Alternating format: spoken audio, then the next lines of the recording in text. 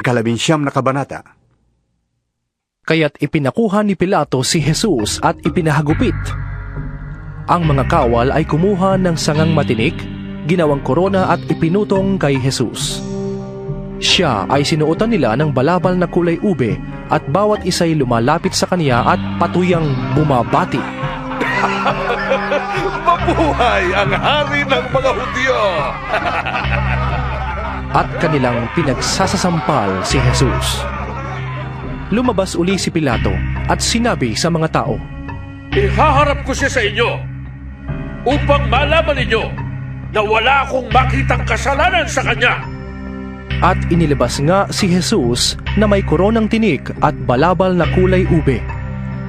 Sinabi sa kanila ni Pilato, Heto! Pagmasdan niyo siya! Pagkakita sa kaniya ng mga punong pari ng mga Hudyo at ng mga bantay, sila'y nagsigawan. Ipako siya sa krus! Ipako sa krus! Sinabi ni Pilato, Kunin niyo siya at kayo ang magpako sa kanya. Wala akong makitang kasalanan sa kanya. Sumagot ang mga Hudyo, Ayon sa aming kautusay, nararapat siyang mamatay sapagkat siya'y nagpapanggap na anak ng Diyos. Lalong natakot si Pilato nang marinig niya ang sinabi nila. Muli siyang pumasok sa palasyo at tinanong si Jesus. Taga saan ka ba? Subalit, hindi tumugon si Jesus. Ayaw mo bang makipag-usap sa akin? Tanong ni Pilato, Hindi mo ba alam na may kapangyarihan akong palayain ka o ipapako sa krus? sumagot si Jesus. Magagawa mo lamang yan, sapagkat ipinagkaloob sa iyo ng Diyos ang kapangyarihang yan, kaya't mas mabigat ang kasalanan ng nagdala sa akin dito sa iyo. Nang marinig ito ni Pilato, lalo pa niyang hinangad na palayain si Jesus. Ngunit nagsigawan ang mga tao. Kapag binalaya mo ang taong yan, hindi ka kaibigan ng emperador. Ang sino mang nagpapanggap na hari ay kalaban ng emperador. Pagkarinig ni Pilato sa mga salitang ito, inilabas niya si Jesus at siya'y umupo sa hukuman sa dakong tinatawag na ang plataporma, Gabata sa wikang Hebreo. Araw noon ng paghahanda sa Paskwa at mag-aalas 12 na ng tanghali. Sinabi ni Pilato sa mga Hudyo, Narito ang inyong hari! Sumigaw sila, Patayin siya! Patayin! Ipako sa krus! Ipapako ko ba sa krus ang inyong hari? tanong naman ni Pilato. Sumagot ang mga punong pari ng mga Hudyo, Wala kami hari, kundi ang emperador. kaya't si Jesus ay ibinigay sa kanila ni Pilato upang ipako sa krus. Kinuha nga nila si Jesus. Inilabas siyang pasan ang kanyang krus papunta sa lugar na kung tawagi Dako ng Bungo, Golgota sa wikang Hebreo. Pagdating doon, siya'y ipinako sa krus kasama ng dalawa pa, isa sa gawing kanan at isa sa kaliwa. Isinulat ni Pilato ang ganitong mga salita at ipinalagay sa krus, Si Jesus na taga Nazaret, ang hari ng mga Hudyo. Nasusulat ito sa mga wikang Hebreo, Latin at Griego. Marami sa mga Hudyo ang nakabasa nito sapagkat malapit lamang sa lungsod ang dakong pinagpakuan kay Jesus. Kaya't sinabi ng mga punong pari ng mga Hudyo kay Pilato, Hindi sana niyo isinulat ang hari ng mga Hudyo, kundi sinabi ng taong ito, Ako ang hari ng mga Hudyo. Sumagot si Pilato, Ang naisulat ko'y naisulat ko na. Nang maipako na ng mga kawal si Jesus, kinuha nila ang kaniyang kasuotan at pinaghati-hatian nilang apat. Kinuha rin nila ang kaniyang tunika. Ito'y walang tahi at hinabi ng buo mula sa itaas hanggang sa ibaba. Kaya't nag-usap-usap ang mga kawal. Huwag natin punitin ito. Daanin na lamang natin sa palabunutan para malaman kung kanino ito mapupunta.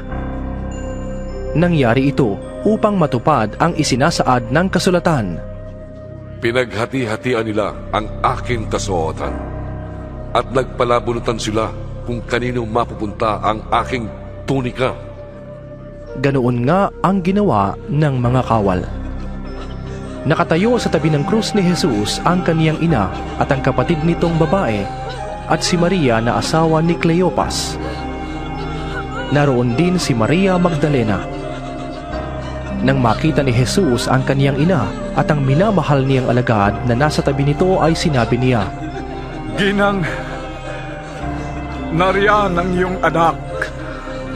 at sinabi niya sa alagad, Nariyan ang iyong ina.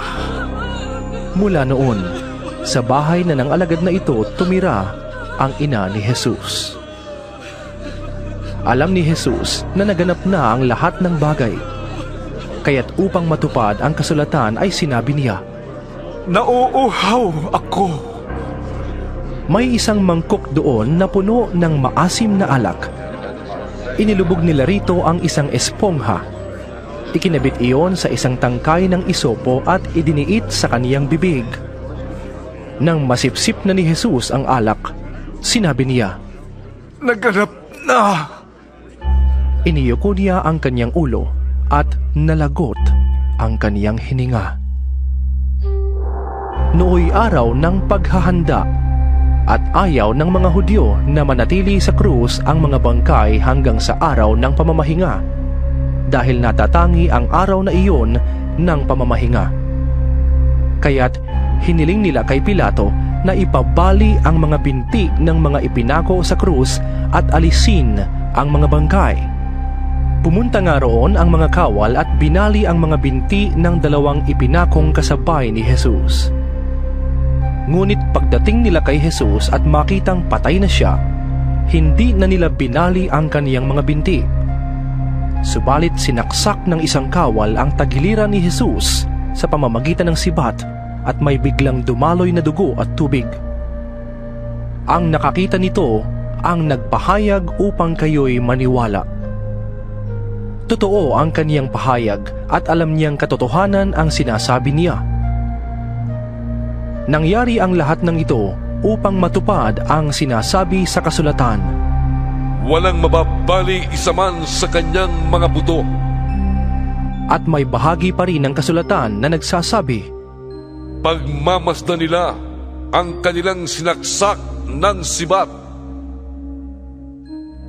Pagkatapos nito, si Joseng taga-Arimatea ay nagsadya kay Pilato upang humingi ng pahintulot na makuha ang bangkay ni Jesus.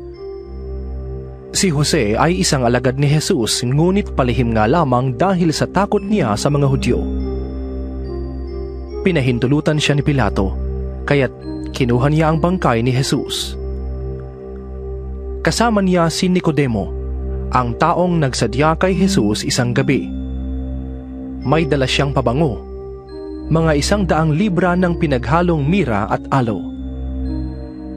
Kinuha nila ang bangkay ni Jesus at nilagyan ng pabango habang binabalot sa telang lino ayon sa kaugalian ng mga Hudyo.